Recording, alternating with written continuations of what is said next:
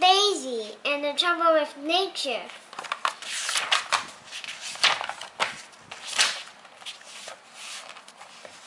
Chapter 6. As soon as I got home from school on Wednesday, I went straight into my back garden and looked for some nature. Actually, no, I didn't. I got changed first. "Mom, where are my green clothes?" I shouted down the stairs. "You haven't got any green clothes," Mom shouted back. "Why haven't I got any green clothes?" I shouted. "I need green clothes." "Because you don't like green clothes," Mom shouted back. "Why do you need green clothes?" "So I can blend in with nature," I shouted. That's another trouble with nature. You have to wear green clothes or it will see you coming. Blending with nature in your jeans and red t-shirt instead, Mom shouted. "All your other clothes are in the wash." The trouble with blending in with nature in the wrong clothes is it can make things really difficult. When I stepped out into my back garden in my jeans and t-shirt, I did the slowest step that I have ever done in my life. But the blackbird I was after still saw me and flew off straight away because I was wearing blue and red. So I had to look for some different kinds of nature instead.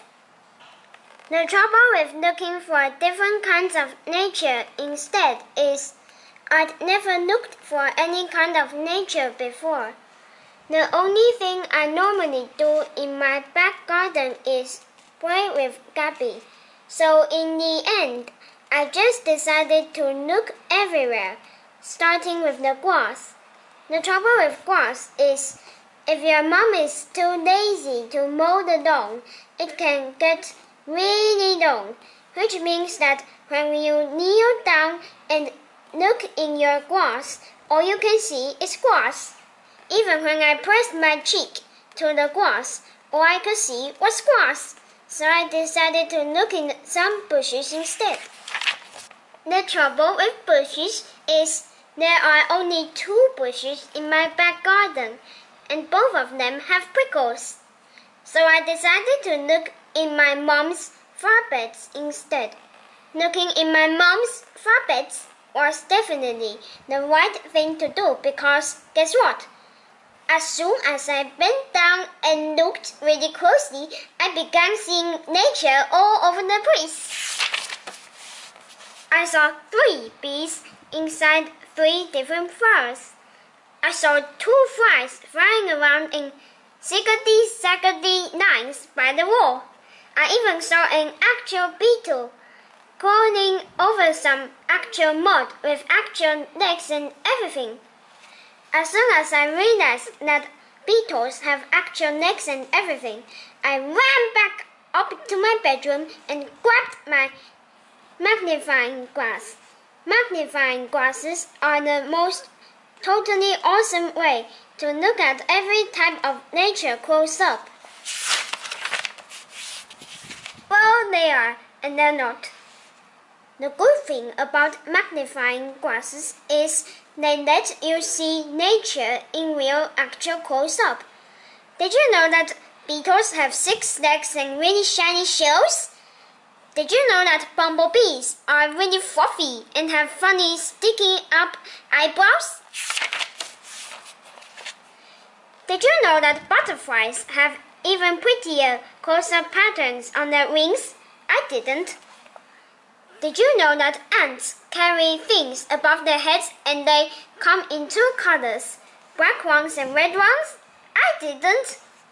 The trouble with magnifying glasses is they can also show you things you don't want to actually see. Did you know that beetles have nippers on their faces? Did you know that bumblebees have stingers on their bodies? Did you know that butterflies have really creepy legs? And did you know that black and red ants have real-life actual fights? I didn't, but it's a good job I found out. Because the trouble with stingers is they can sting, The trouble with legs is they can wiggle. The trouble with wings is they can flutter and flitter and probably even flutter.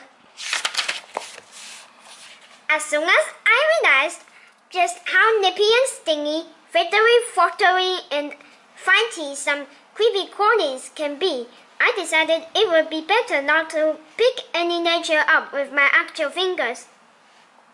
Getting your actual fingers creepy crawled on is one of the creepiest and crawliest things that can ever happen to you, especially if the nippy, stingy, flittery, fluttery, flighty bits are out to get you.